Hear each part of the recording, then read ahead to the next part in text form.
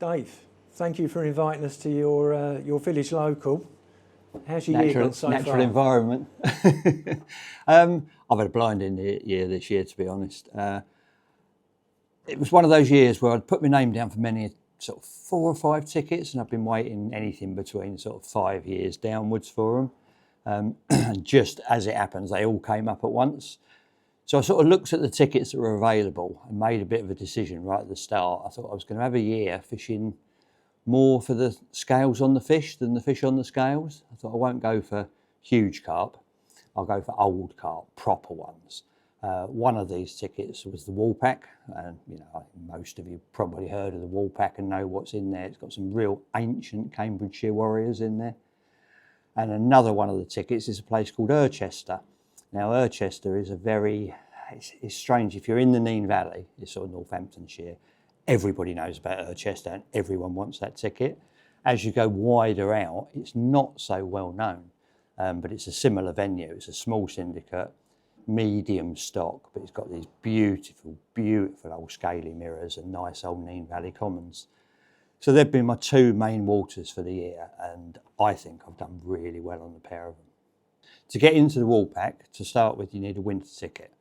So I managed to get a winter ticket, that's the way in the door, and I did a couple of trips. It's not got a lot of winter form, but as luck would have it, I was offered the full ticket running on from that winter. So if we look at the year starting around April time, they were quite high water levels, as it is everywhere at the moment. Most places flood most years nowadays. So it was very high water levels, a lot of cold water had gone in, and also some other fish from the lake next door. So on the Woolpack, you've got lakes 4, 5, 6 and 7. And 8. 8 was the winter venue. I decided to concentrate on pit 7, lake 7. And some of the fish from lake 4 had got in there. And as they were caught, they were getting moved back. It's not a situation that can happen now there's fences all around it, but at the time there were a lot of fish that were in the wrong lakes, so everything you caught had to be sacked up, and then you had to ask the bailiffs to come and identify it, and if it was a wrong one, but from a different lake, then it got transferred back. My first few sessions on the lake, I think my first maybe 3 trips down there, I caught right from the off. At that time of year, like early April time, I tend to fish a lot of zigs, high zigs, right up maybe 2 and 3 foot under the surface. I find that sort of as the weather changes, as you come out of the winter, that's where the bulk of the fish are. And I was catching fish, but most of them were the pit 4 fish that had got in from next door. I think I had, I don't know, maybe 5 or 6 in the first 3 weeks, which is good going. It's nice, to get a bite straight away on a new water. But none of them were the ones that I really wanted. But as you get through April, it's a really transitional month. It changes really, really quickly. You're starting off on high zigs, you get about 2 or 3 weeks into April, and then I'm bringing the zigs down, I'm fishing in the middle layers and ending up fishing, I don't know, a couple of foot off the bottom, 2 and 3 foot short zigs. And I lost one, which I think was a decent one, on about a 2.5 foot zig. And then I started on one rod to introduce a little bit of bait, fishing bright, which would be singles, but just with a little scattering around, say a dozen baits around, a little bit of pellet and what have you.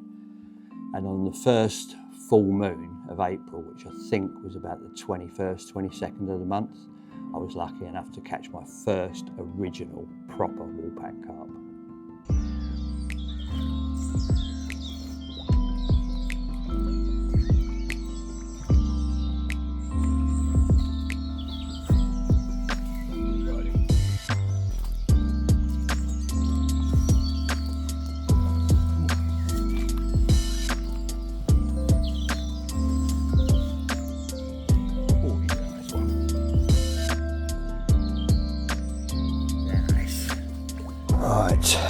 The grand unveiling.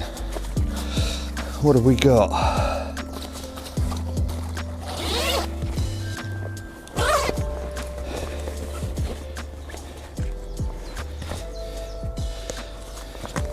What are you thinking? You're very quiet. That is the little in there. Yes. And he's got, on the other side, there's a quite, oh no, it's there. Yeah. Quite a big scale on the top. 100% doubly triple check. He's got a very square. He looks as old as the fucking hills.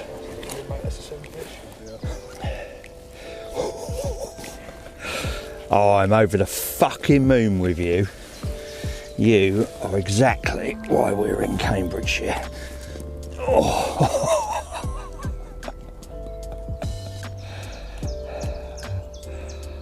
Fucking happy days.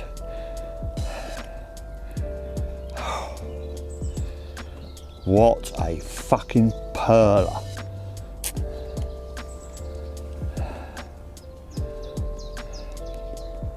Right, we're going to move the video because you're all totally in the way, but this is what you got, an absolute belter. So, as you can imagine, you know, I've had my first fish out, my first proper one out of the Woolpack, one of the old originals, the Little Lynn. I've no idea how old, but it is one of the original stock.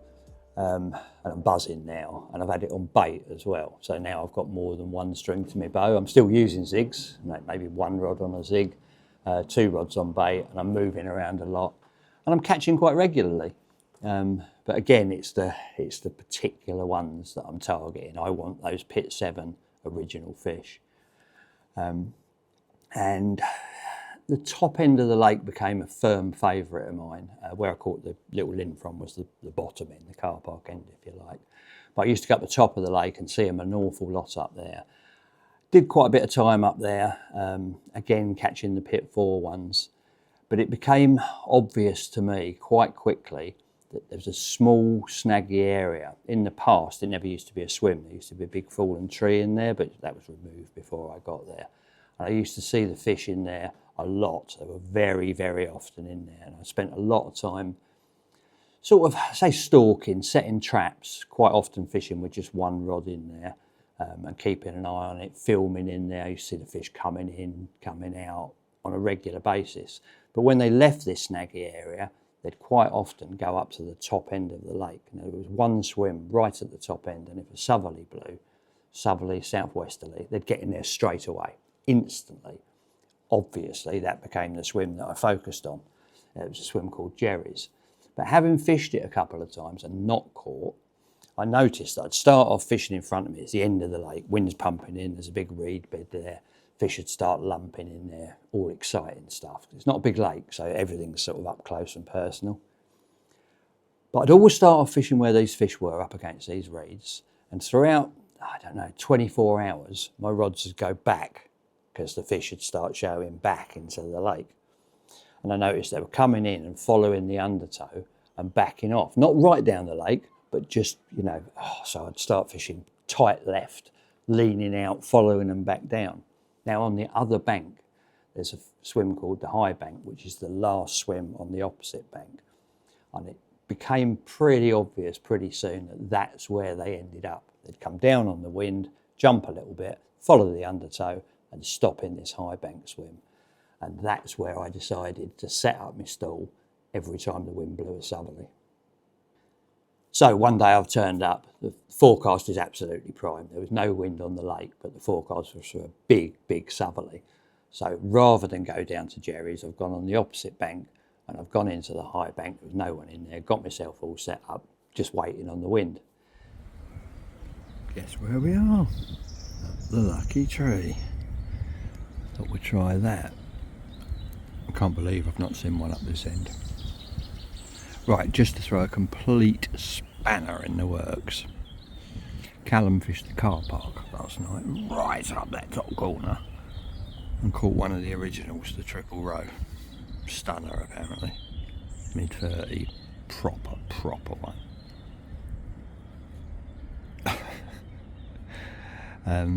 John I was chatting to, he's halfway along that bank.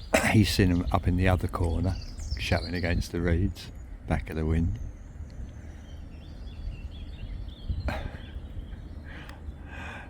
Mine's a little bit blown at the moment, if I'm completely honest. They're not doing what they should be doing, but are they gonna do what they should be doing very shortly?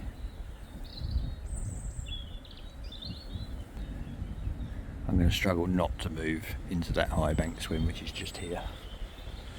I really am.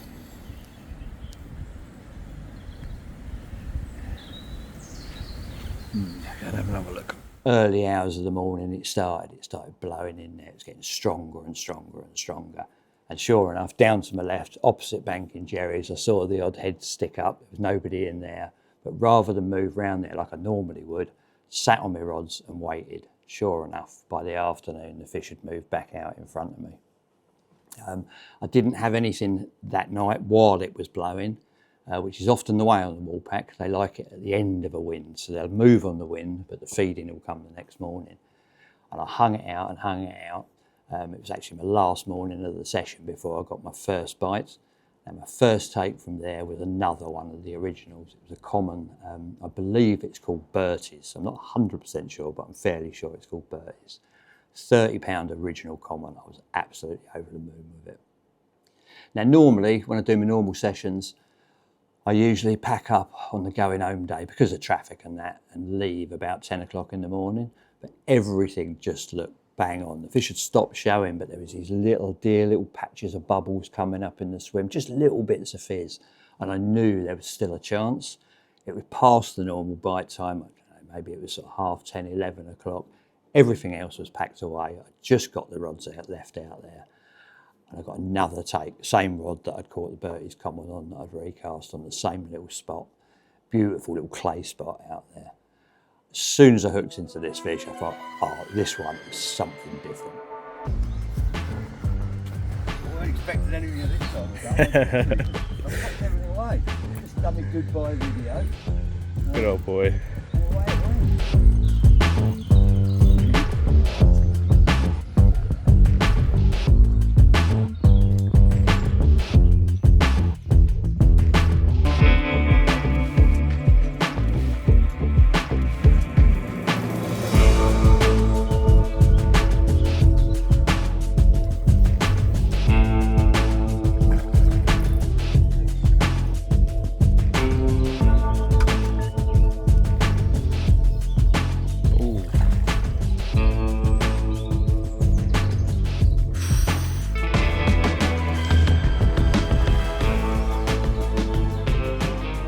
Yes! There we go. Yes.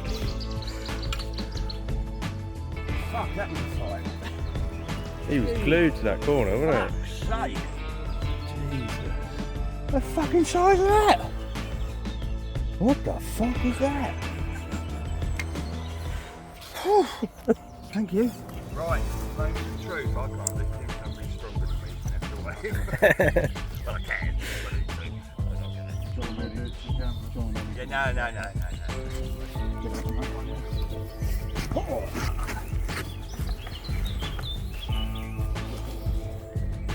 46. It will stop in a minute. 46.10.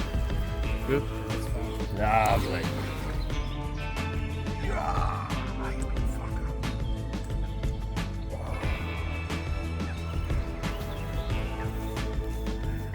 Happy fucking days.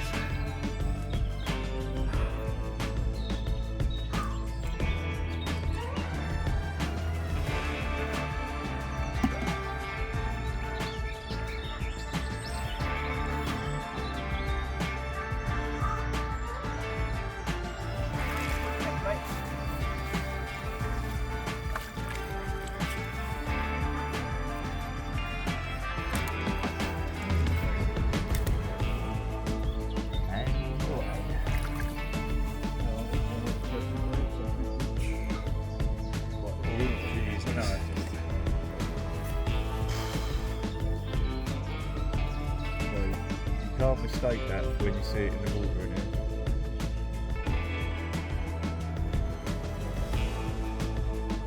So that fish is known as the Boss.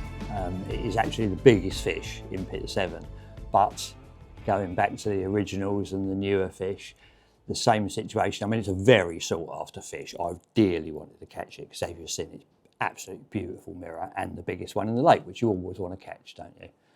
But it isn't one of the old originals. So, you know, Bertie's Common was an original. Then I've caught the biggest fish in the lake. So I suppose you could call that a pretty good session.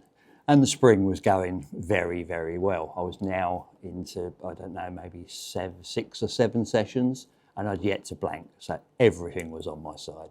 The area I spoke briefly about just now, this snaggy corner, really interested me. I love watching fish. We all love watching fish up close and personal. There was like maybe 4 or 5 old trees that have fallen into the margins, very shallow underneath, maybe 1.5 foot, 2 foot underneath. But the fish used to get in there regular. And the path round the lake actually goes right round the back of these snags. And there's one little bit. There's actually an outlet pipe under the water that goes into the lake next door. And the fish would lay with their noses right against this pipe. People just walk past them all day long. But I got very, very interested. I used to stand in there for ages, hold a little twig in front of my face and just watch them. And they'd come right in under your feet. You couldn't fish from there. There was nowhere to get a rod in. But you could watch them and you knew what was in this, which fish were in these snags.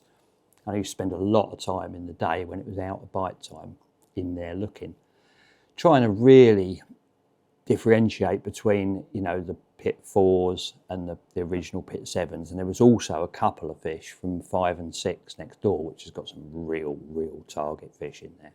And they'd got in. So I was keeping an eye on it and seeing when the better ones were in there. Problem was, every time you stood there, even if you didn't move, just your feet on the bank, they knew you were there. It's a little bit spongy. They could tell if you were there. So I came up with a plan. I got my camera, put a polarising lens on it, put it on a tripod and stuck it in the bush, pointed it down on this spot and just went off and left it. Now the camera runs for about, 45 minutes, something like that. So I came back when I knew it had finished, took the footage away, sat in my swim and had a look, and it was unbelievable. They're coming in 2s and 3s right into the edge. It was so exciting. And throughout the filming, I could hear people's other anglers' footsteps, and they'd come round and they'd just walk straight past without looking. You could hear them not stopping at all, but you'd see the fish all move out. And then 5 minutes, 3 or 4, 5 minutes later, you'd see them all move back in. So I knew they wanted to be in there. They really wanted to be in this little corner. It's a sort of a 1 rod. I mean, you can fish 3 rods. There's this one swim you can fish sort of 45 degrees down in front of these snags. But obviously you can only have 1 rod by the snags and the other 2 spread out.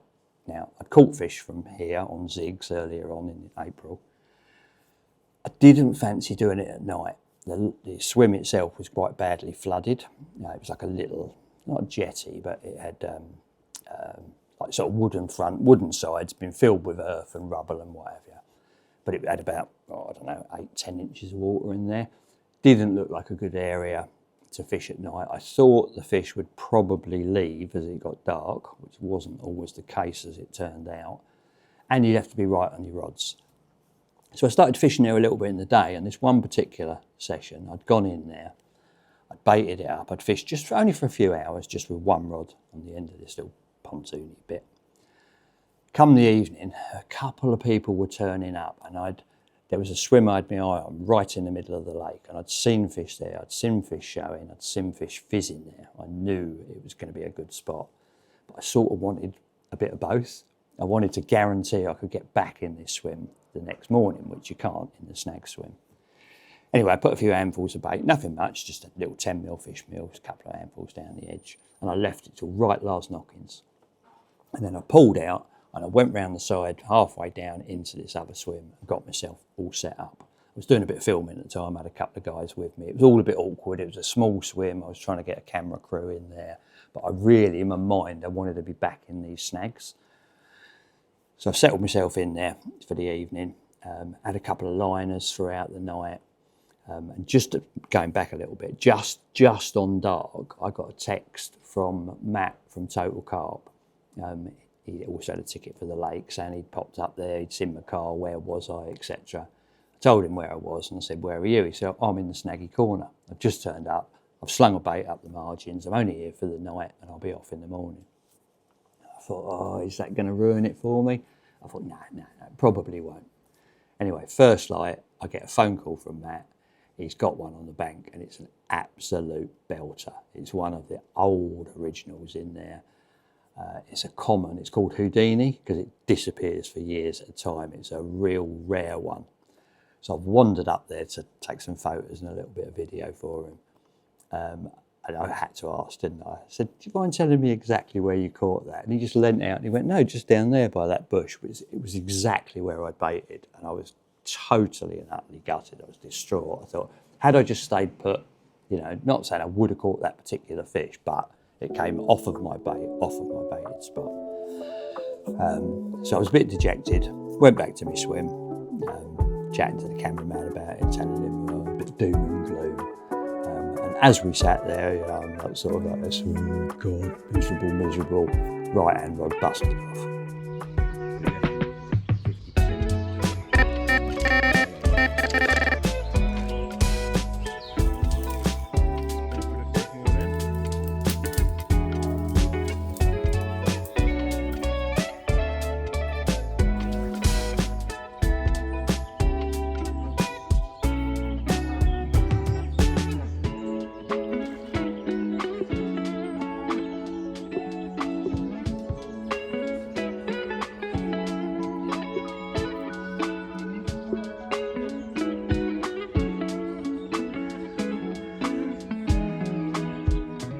Saddleback common, £39. No, £31 and 9 ounces. He's a proper saddleback, he's got a very big back, hasn't he? He's gorgeous. It's an absolute elation, now nothing matters. Hurrah! Life is good again. Another proper original. He's one of the old ones, this one, isn't he? So, let's just quickly spin him round. And then he can go back to his home. Oh, you're fucking lovely, you, baby. We love You know, he's got the same head as Paddle used to have. Right, yeah.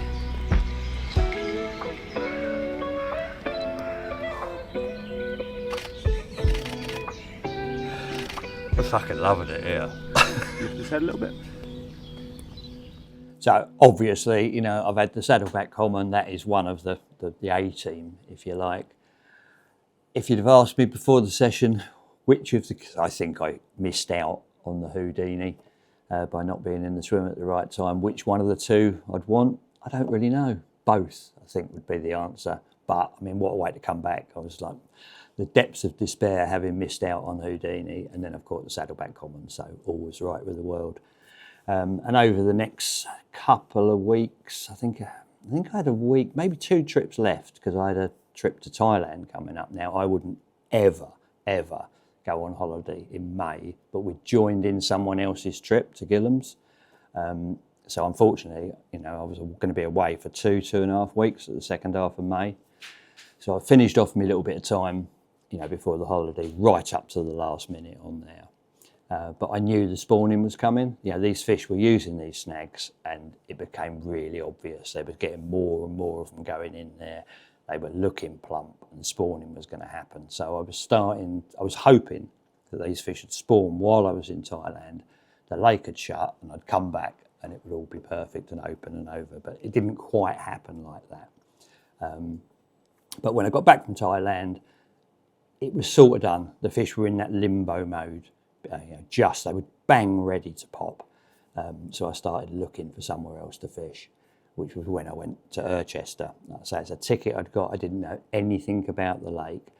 And to be honest, I went there. I bought the ticket because everyone who did know said, get it. If you get offered it, take it. I knew nothing about the lake or the lakes. There's actually 4 on the complex. After Thailand, I went back up there. I was planning on maybe doing 1 or 2 weeks and then going back to the Woolpack, but it didn't turn out like that. I absolutely fell in love with the place. It's just such a beautiful complex. But before we go into that, I've noticed that, the environment, we're sat in a pub, there's something missing, isn't there? Guinness. So I'm going to go and pour myself one and then we'll carry on. Dave, you look a bit of a natural behind that. Well, people watching this probably think of a lake as my natural environment, but I was actually born in a pub brought up in a pub. I used to come home from school, get out my school uniform, put my normal clothes on, open up the pub from 6 till 7 till the staff turned up, and do a couple of shifts in the evenings as well. And obviously, I like pubs.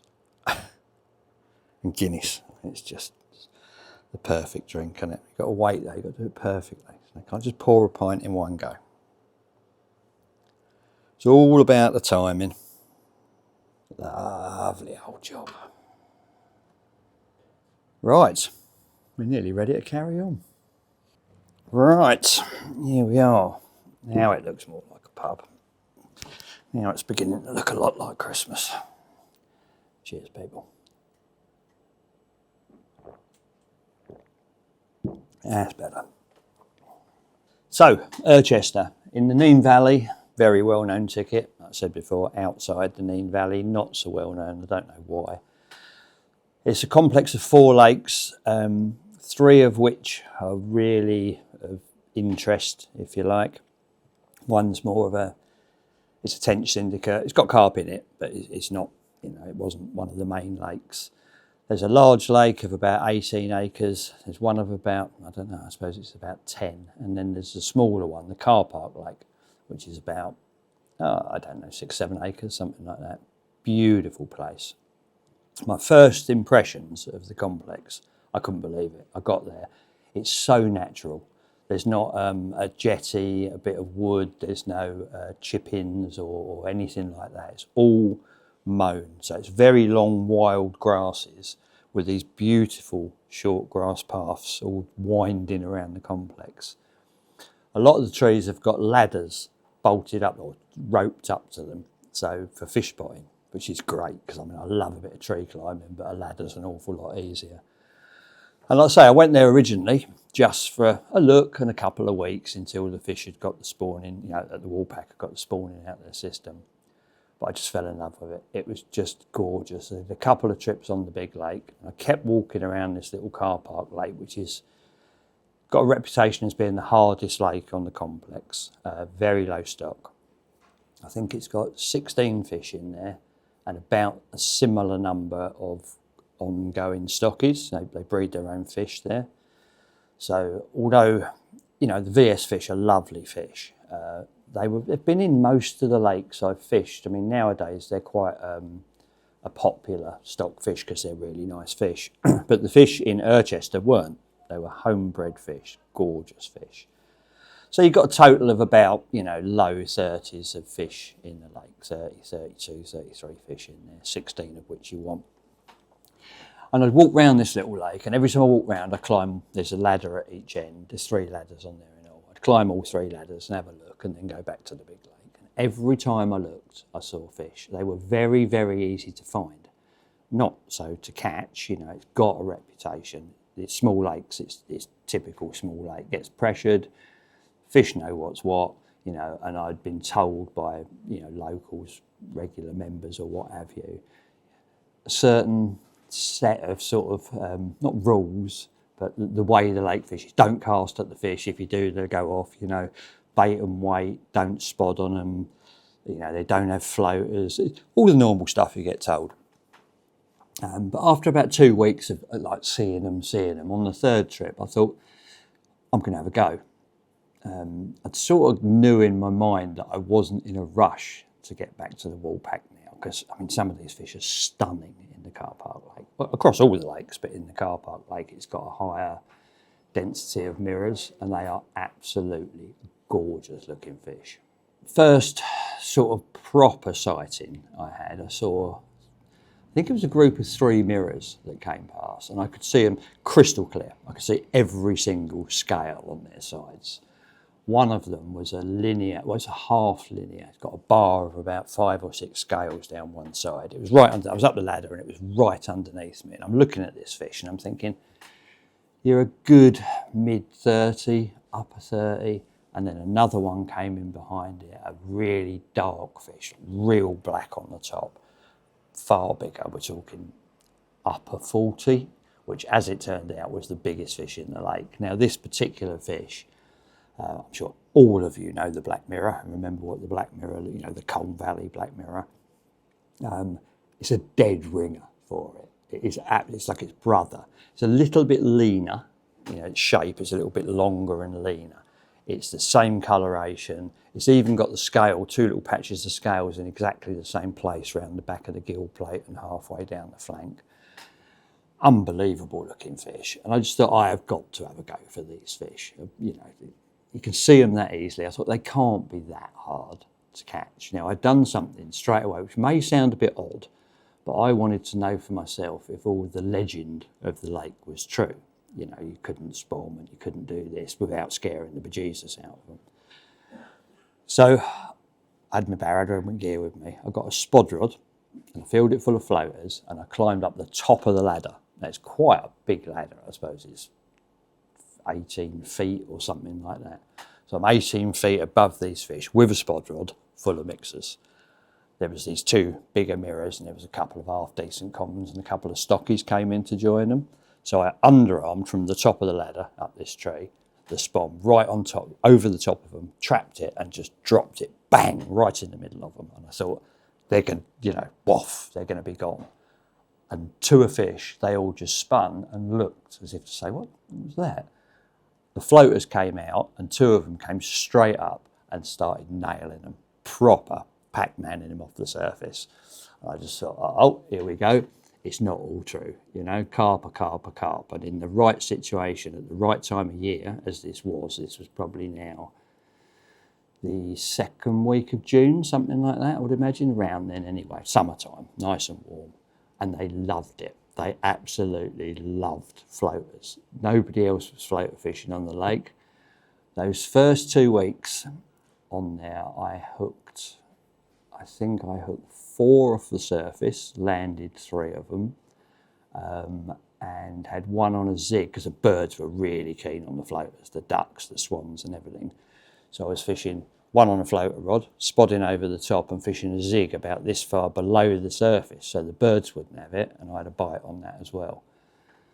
One of the fish I had off the top was a fish called the long common, absolute belter, big old Nene Valley common, gorgeous looking thing. The back of its tail where it's almost fully scaled, it goes from sort of, the scales go bigger, so it looks like a little section, looks like a fully scaled rather than a common. Big old head, long sloping back to it, gorgeous fish. He was 36 pounds, I think, and that same night on the bottom I had a mirror which turned out to be the one that I'd seen with the little bar of scales on the side called, there's 2 in there, one's a half lin and one's the broken lin. I think this one's called the half lin, was also a mid-30, and I thought, this will do me. It's not as rock hard as people, obviously it can be, it's got its reputation for a reason, but fishing it the right way, I'd had 1 on the bottom over bait, spotted bait, I was getting bites on the top, I had them feeding like mad on the top, and the place was just like heaven. There was hardly anybody there. It's a very limited membership. I think there's 25 midweek tickets across the 4 lakes, so it's never going to be busy. I just totally and utterly fell in love with the place.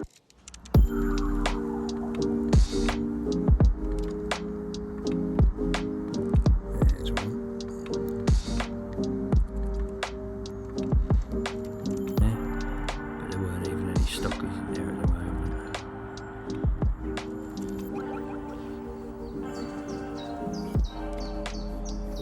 Definitely out here. One of them's quite a big one, closest to us side on. They're all fairly large.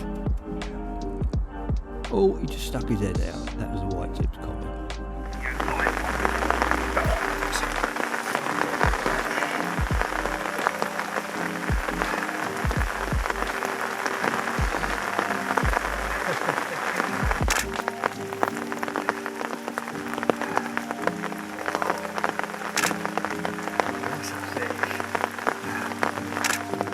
So most of my first few weeks on there, if you like, were spent as I really enjoy fishing, just moving and shifting about and basically doing everything that everybody had said don't do on there, which is often a good way to approach a water. Because people, rightly so, if you go on lakes and people say, oh, yellow pop-ups don't work on here, so no one uses yellow pop-ups. You know, people follow on with people that have been successful, and it becomes a method.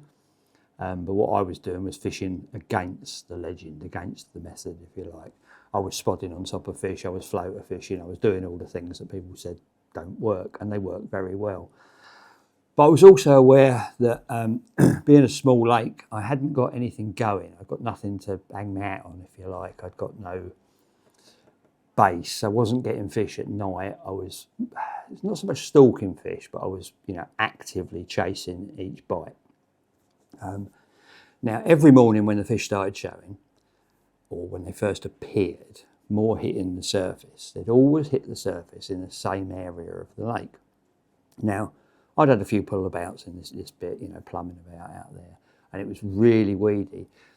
A lot of the lake, I'd say probably 75% of the lake was covered in eelgrass. Not eelgrass as I thought of eelgrass. Now, my sort of, you know, when someone says eelgrass, I think of like strands of grass, that green, thin, bright green weed all compacted together. But it's what I'd call kelp. But I actually looked it up. The owner told me, he said, oh, that's eelgrass. And I was like, oh, that's not eelgrass, mate. He said, it is. And I looked it up on the internet, and sure enough, this is the actual definition of eelgrass. More like a kelpie weed, leafy, very, very densely packed. And this area where the fish popped up every morning was solid with it, absolutely solid. Anyway, one week at the end of a session, I thought I'd have a proper pull about in there. And I was casting and casting and casting with a plumbing float. And I found a small area about the size of this pub table, silty, a little bit deeper than the surrounding area, that was clear, but it was quite soft. And I thought I'd put a bit of bait in there, so before I left I baited up this spot. Anyway, next week down there, again I was doing a bit of filming. I had a camera crew with me, so I was busy doing other bits and pieces, product stuff. But I'd put a marker out there and I'd put a lot of bait out there, not intending to fish it, I just wanted to keep bait going into this area. Anyway, that night the camera crew I went up the other end of the lake. In the morning, I'd sort of walked along the bank I was fishing, and I got the binoculars on this area out there that I'd baited, and I could see little patches of bubbles coming up, and it looked to be, you know, almost exactly where I'd baited. And I still wasn't totally convinced. And then just before sort of it started getting warm, the sun was just coming up, I see one. I see a head just slide up, and I thought, oh, that's almost dead on where I baited. So I've wound my gear up, packed it all up, gone round there, sat in the swim for a little while, and sure enough, just a little face just came up right on. I've got this back marker on the lake behind the one I'm fishing. There's a prison, and it was like the corner edge of the prison that I was baiting towards, and I see this little head come up, and I thought, they're on that bait out there. So anyway, I sat up and decided I was going to do the night in there, and what I was looking for a night feeding area, because that's the one thing I hadn't sussed. And, you know, as you go into the summer, that's very, very important to find out where they actually feed. It's all right chasing them about, getting the odd one on the floater and in the edge and what have you. But I wanted to find somewhere where I could invest some bait into. I'm using a new fish meal at this time, like 10mm fish meals and some pellet and sort of mixture of dark, fishy sort of baits. So anyway, I set up there for the night, and sure enough, you know, because I was right on top of this area, it's only about 35 yards out. As it got dark, I could hear them sloshing out there. And eventually, I got a take. It was a bit of a cock up, to be honest. I'd stopped using bobbins because at night, what was happening, the tench were coming out of this eelgrass, which was also in the margins, and they were going round the margins on top, like it must be an oxygen thing, and the line bites were off the chart. You wouldn't get any sleep. Your bobbins were just going up and down, up and down, up and down all night. So I'd stopped using bobbins. Anyway, whatever time in the dark, I got a bite. I say a bite, I got 3 or 4 beeps on one of the rods. I'm like sort of half up like that, I'm looking and I'm thinking, was that anything? I've gone down to the rod and checked it and pulled the line and nothing. Anyway, I got back into bed. 2 minutes later, that was on the middle rod, the left-hand rod's away, proper away. So I hit into this fish, gone in there and playing this fish in the dark. The nature of the swim, it's quite a steep drop off in the edge, and there's a reed bed on each side. So you need to put your chesties on. So I've got my chesties on. I've got actually in the lake up to here, and I'm playing this fish, and it feels a bit weird. And then the other rod started to beep, beep. I thought it's gone through the other line. Anyway, I've got it practically into the margins, and it's on the surface, and I can see it's a really big fish. And I've got the other rod, I'm trying to suss out what's going on. I thought something isn't right here. And then a lead came up, and it was the lead off of the rod I'm playing the fish on. It's round the other line, and I'm playing the fish on the wrong rod. So what's happened, he has hooked himself, and he's kited round, gone through the other rod, given me a bite on that rod. I played it in on the wrong rod, so I've had to wade right out, untangle the rod I've got in my hand, hurl that into the reeds, get back to the bank, get the rod he's actually on, and finish the fight on the correct rod. Anyway, drama averted. As he's gone over the net cord, it's just this massive, massive slab of common scale. So it's gone in. It's a really, really big fish. I've got, on my phone, I've got a little folder that someone gave me of photos of the fish in there, because obviously I don't know all the fish in there. Like I say, there's 16 originals in there, one of which is a very big common. In fact, two of which are very big commons. One's totally on the missing list, hasn't been caught for 2 or 3 years. I think it's actually a last capture, might have been a 50 pounder, a low 50 pound. And the other one's a very, very high 40. So I know, looking in the net, it's one of these two fish. Got him up on the bank, got my phone out, had a little look through, and sure enough, it's the second biggest one. Very high 40, I think it's 48-ish normally, something like that. A fish called Angel. Absolute pearler. And I thought, I was well chuffed with the capture, but I was also very, very excited that I'd found this night feeding area. And I thought, I can proper invest in this now. I can start filling it with bait, and that's somewhere to go. I can run around in the day like a lunatic, and I can fish here at night. So anyway, I've got this fish out, set up. I do all my own video stuff, and I've got a video channel and what have you. So there's a lot of setting up to be done on your own, a couple of tripods, video camera, phone as a backup, my stills camera and what have you. I've got a little lav mic, like this little clip-on microphone. Got it on, got all the mics running, got everything, all the lighting set up, got the fish on the mat, and I looked down and the microphone's gone. It's just disappeared. I thought it's fallen in the bloody lake. When I've gone to get the fish out, it's popped off and it's gone in the lake. Luckily, I've got a spare, which I clipped on. It hadn't gone in the lake. It had gone down inside my chest waders, and it was underneath my foot. So unfortunately, the audio for this clip you're now seeing is completely ruined. But the visuals are great. And as you can see, absolutely massive common. The biggest, it may be the biggest common in the lake now, because we're not sure if the big one's still in there. It might have disappeared into one of the other lakes in a flood. But either way, it's a huge common. It's from my new baited area, and it's given me like a massive confidence that I've got a base. So I have now got something to hang my hat on, somewhere that I can bait up, drop in at night, and then in the day I can go off and do my normal stuff, up the ladders, round and floater fishing and all my stalking and whatever. And every night, drop back in this swim, keep the bait going in, and that's exactly what I've done. There we go. 43 pounds. What a fucking beast.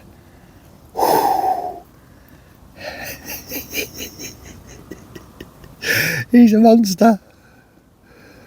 He is a monster. Wow. Oh. Oh. It might be better. Oh. That's a bit premature. Come on, sit up.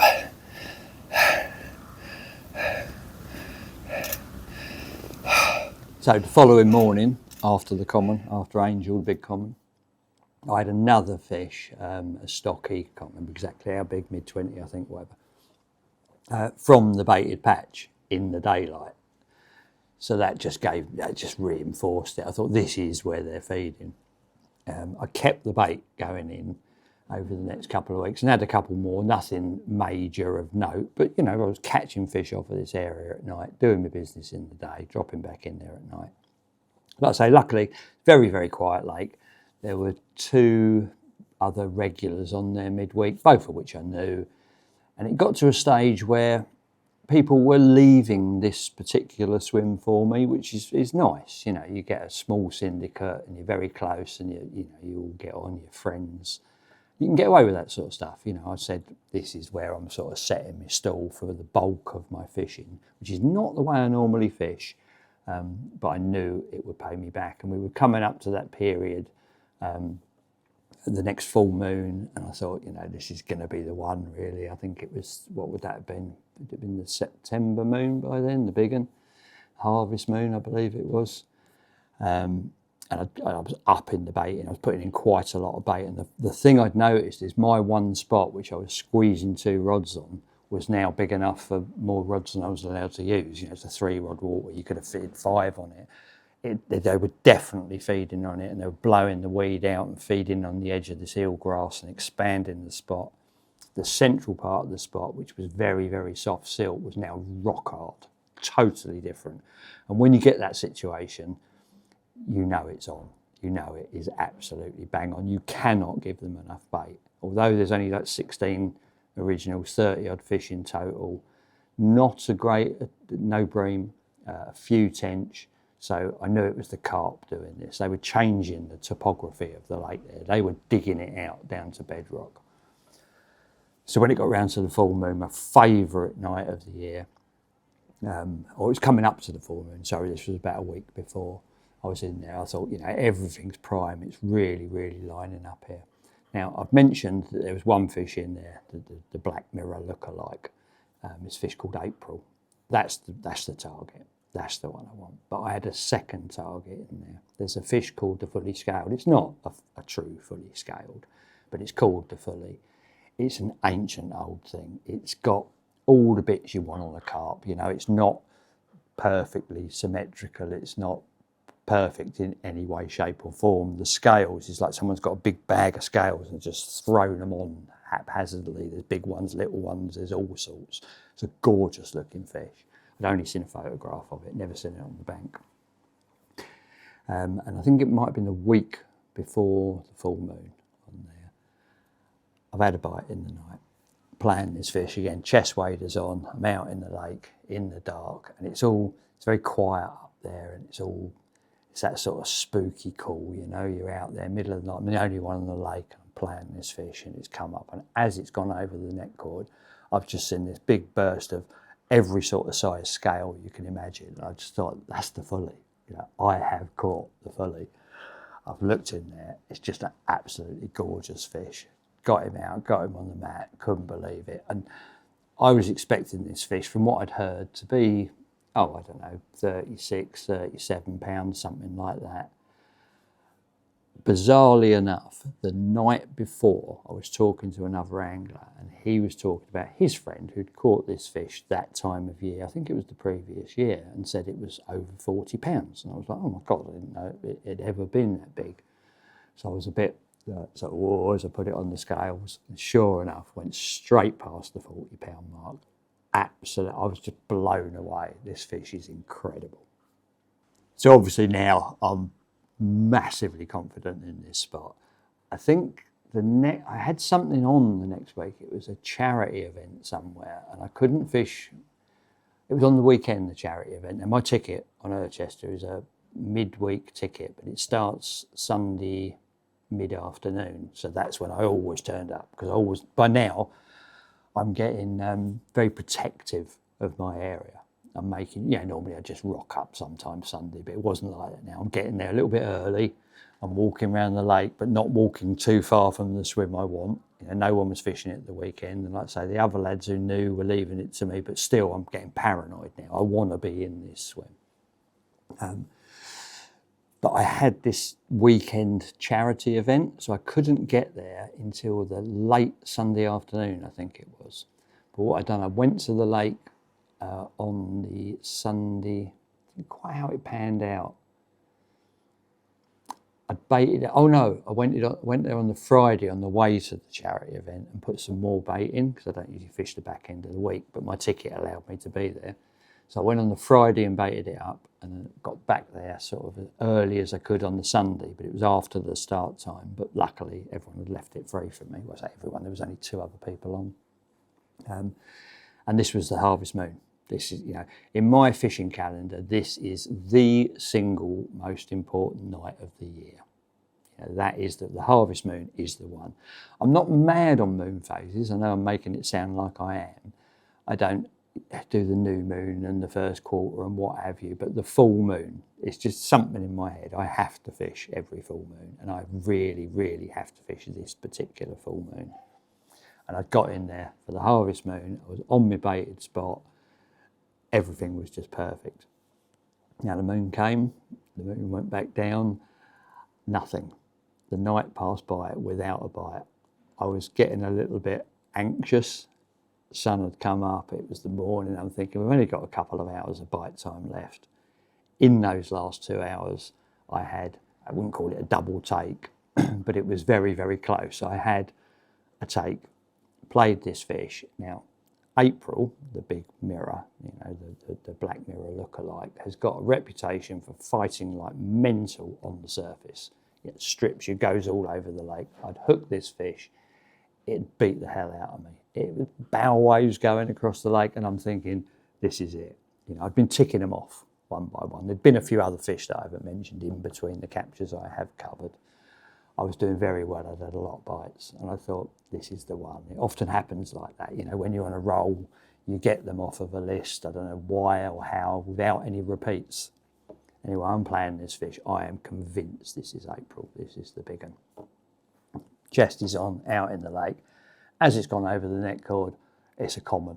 I thought, I really, really wasn't expecting that. And unfortunately, it was a recapture of the long common, which I'd had before, but still a beautiful fish, but you're not fishing for recaptures.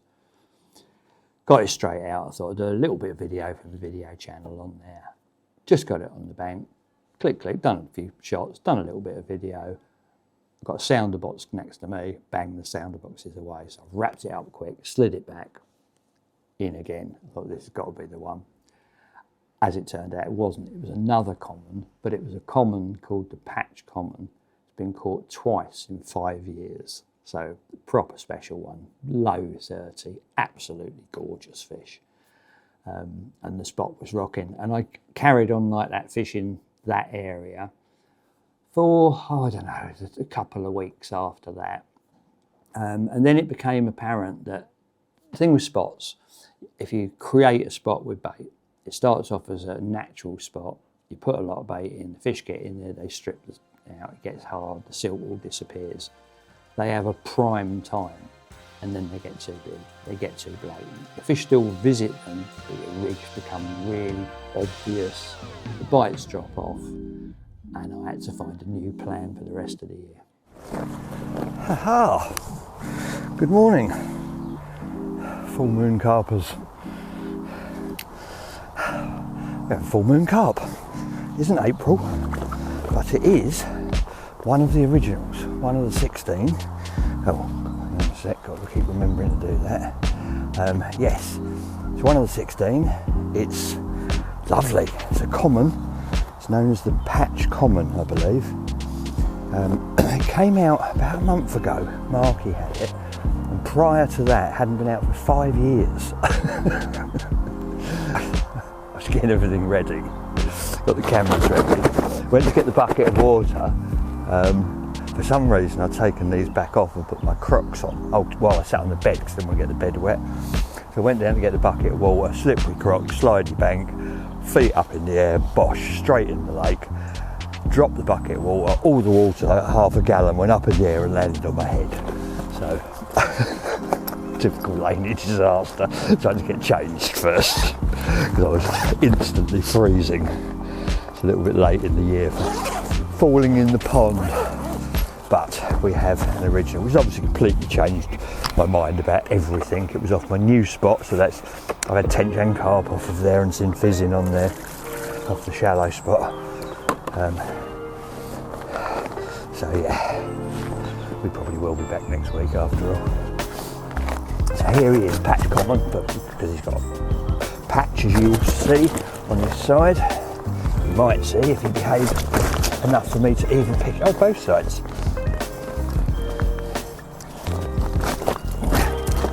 Oh, he's not very happy at all. Oh, there he is, look at him. My fucking camera's turned off. You couldn't write it, could you?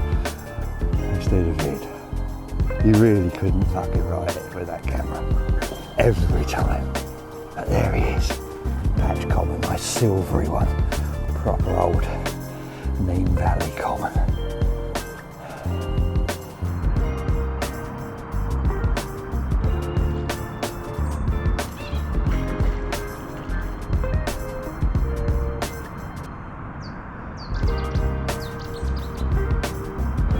There we go. The long common. And he's long and he look at him. Hey. He's a proper one.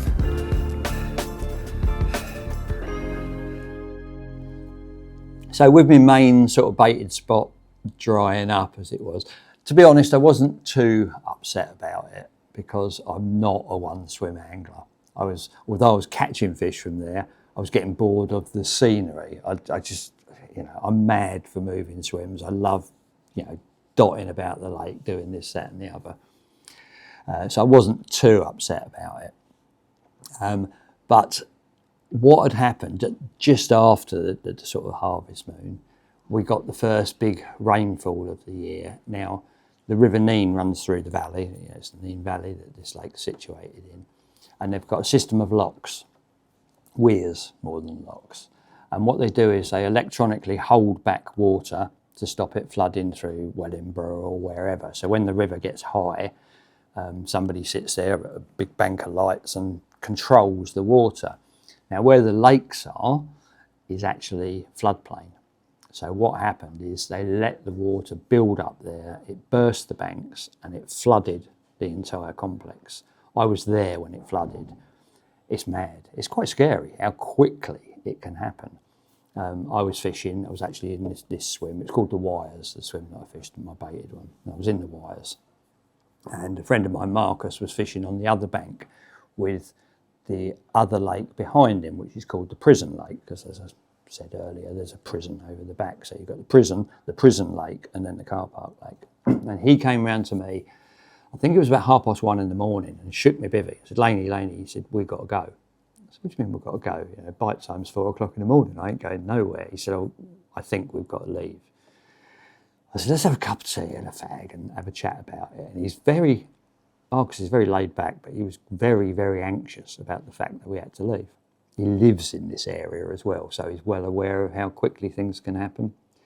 Anyway, eventually he's persuaded me, excuse me, to walk up to just 100 yards up to the end of the bank I'm on where he was fishing and look at the lake behind. And it's not often you see two lakes next to each other. There's a 6-foot causeway between that are completely different levels because obviously water finds its own level. There must have been 2 feet of extra water on the prison lake to what there was on ours. Sure enough, within 20 minutes, half an hour, it breached the bank and it came into the car park lake. You couldn't have stood in the flow, it would have swept your feet away. And it just poured in there and our lake just filled up, visibly filled up. It was all we could do to pack up and get off the complex in time. By the time we left, about 2:30, 3:15, so only just over an hour later, the car park was half flooded. Where my bivvy had been was under 2 feet of water. He came back at 8:30 that morning and the entire complex was one lake. The owner was down there as quickly as he could. He got there about 4 or 5 o'clock in the morning, erecting little fences between the lake to stop the fish.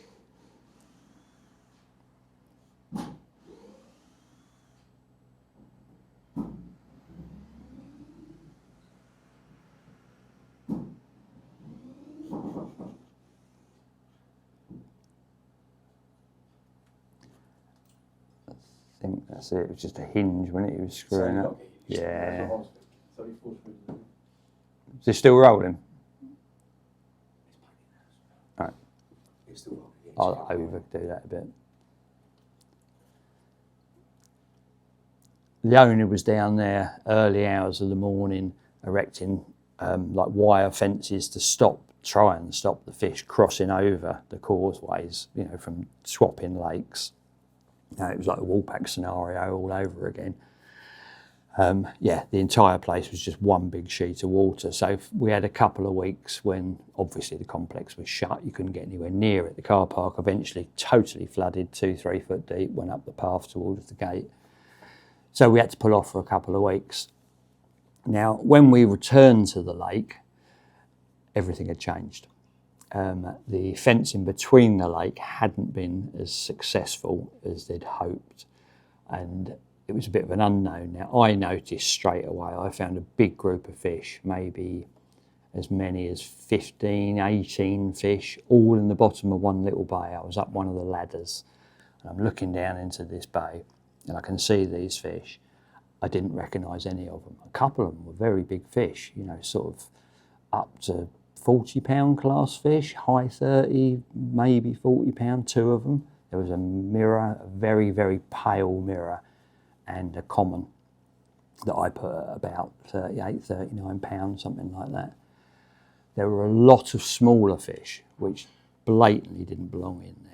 And these fish had come from the prison lake next door, which is where the main flow came, which changed the game totally. It was quite exciting, because obviously we've now doubled the stock. But when you're fishing for one particular target fish,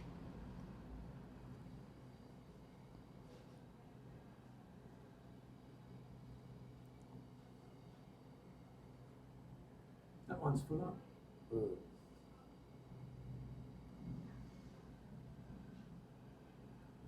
I love the way you know how to keep your hands in the right place as well. Like some people start doing this, Yeah. I'm just leaving exactly where they are. It's quite a busy train line. yeah, it's in the day. Moving livestock like a really. But when you're fishing for one particular target fish, obviously it makes it an awful lot harder to achieve. You know, you're chasing that one single fish, and now you've got twice the stock in there. So I was thinking, I'm not sure how much longer this particular year I'm going to give it. But what did change, so all the lakes are up in level, then they've all gone down a little bit, but the big lake next door had somewhere else where the river was coming in, trickling in, and that was still trickling into the car park lake, and it was trickling in one particular corner where the biggest ladder is, where I'd first seen the fish, where I said I put the floaters, the spawn on top of them. And they were coming in there, and a mixture of the new and the old fish, and they were coming in and feeding right in the edge, just along the edge, exactly where this, I mean, it's not a flow coming in, it's just bubbling in across the path, but obviously it's very interesting to fish any new water coming in. And they were coming in and they were dropping down there, and I got a situation going whereby I was wading along the bank through some little reeds and hand dropping one rod, little handful of bait, coming back down, setting it up, climbing halfway up the ladder and looking, and I could see these fish coming in, like big fish. I saw April, the big one, the black mirror lookalike. I saw the big common, Angel, the one that I'd caught. I saw this big pale mirror, which by now it didn't belong there, the new one, which I knew was over 40 pounds. And I was regularly seeing another common, the one that I'd put at about 38, 39 pound. It was really exciting fishing. Actually watching them coming in, dropping down on the spot. You're scaling down the ladder, running back behind the rod, you're seeing little pinprick bubbles coming up, and then it all goes quiet, and you go and have another look, and they've gone off on a circuit, and then they come back and do the same again. And it was during one of these little trips, I'd seen them drop down, I'd seen two fish drop down on it, and I'd got down the ladder and I'd come back round and I sat behind the rod, and I'm just thinking, is it going to go, isn't it going to go? And whack, it was away. And I hooked this fish. The line actually got caught round a couple of little bits of weed in the edge, so it felt like it was still up the margins, and then it swirled out in front. I give it a little bit more, and the line pinged off the top of the weed, and I played this fish, and it's come and gone in the net. Big common, and as soon as I looked at it, I thought, I know which one you are. You're not one of the originals. You're the one I've been watching that I was estimating just under 40 pounds. And sure enough, I mean, it was a big boost for my guessing of weights because I think it was 38.12, 38 something. Lovely common, very typical of the Nene Valley strain of common, like a perfect shaped common, a bit silvery, lovely looking carp. Anyway, I got him in the net and I thought, you don't belong here. You definitely don't belong here. So I've sacked it out. I've taken a couple of quick photos on the mat and I've sent them to Mark, the owner, and said, what do you want me to do with this fish? Anyway, they looked through their records and at that time, they couldn't identify which carp it was. So he said, well, do your video, do your photos and return it to the lake and whatever happens, happens. So I knew it didn't belong there and he confirmed it. And he said, you know, do your photos, do your video, return it to the lake and we'll sort it out in the future. As it happens, a couple of weeks later, we lost one of the original carp. Unfortunately, it was very old and it died, so they decided to keep it in there, which meant I got to name the fish.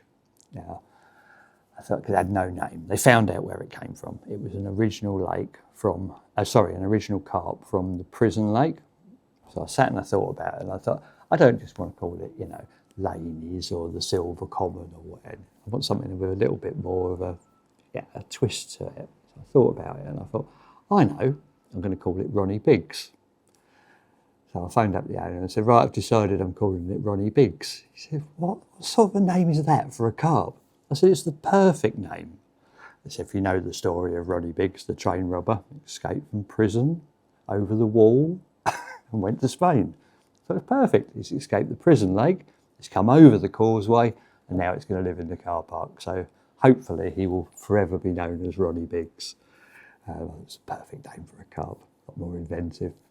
But yeah, so I carried along that theme for another couple of weeks, I think, stalking them in the edge. When the flow stopped coming in, they stopped visiting now. I did have actually a third capture of the long common. It's not a fish that comes out a lot, but I'd managed to catch it 3 times. But eventually I got to a stage, you know, the water temperature dropped. The lake actually went into flood one more time. We got into the start of winter. It's got no winter form, the lake.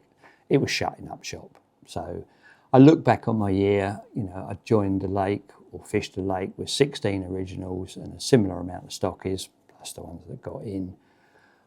I ended up with 40 bites from the lake that year, of which I landed, I think it was 35 fish. Not all different fish, obviously, but that's just the captures that I'd had, which is incredible for there. I'd done really well. I was really happy with my year.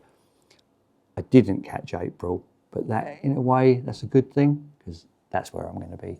I'd say come spring, I'll probably be there February, you know me, getting ready for the spring. But yeah, all in all, it's been a very, very good year fishing, like I said at the beginning, for the scales on the fish, not the fish on the scales, fishing for old ones, proper ones, in environments that I enjoy being in, and there's a lot to be said for that. So yeah, in a nutshell, that's my year, and now it's Christmas. So to all of you, thank you for watching, and cheers. Have a happy Christmas.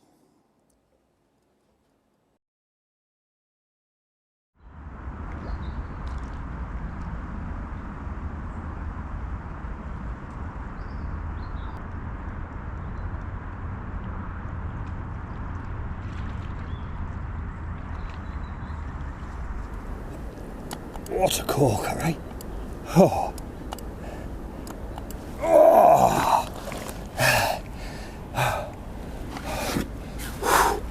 Should we try the other side? Oh, it's common, isn't it? Commons are the same both bloody sides. No. I think we're gonna... It's got a tiny bit on its dorsal. It's a bit stubby, but... No, I haven't really got anything to notice with it. I spoke to Mark, the owner. He said, stick it back. That's good enough. Here, £38 common. Can't really tell where it's supposed to be, but it's here now.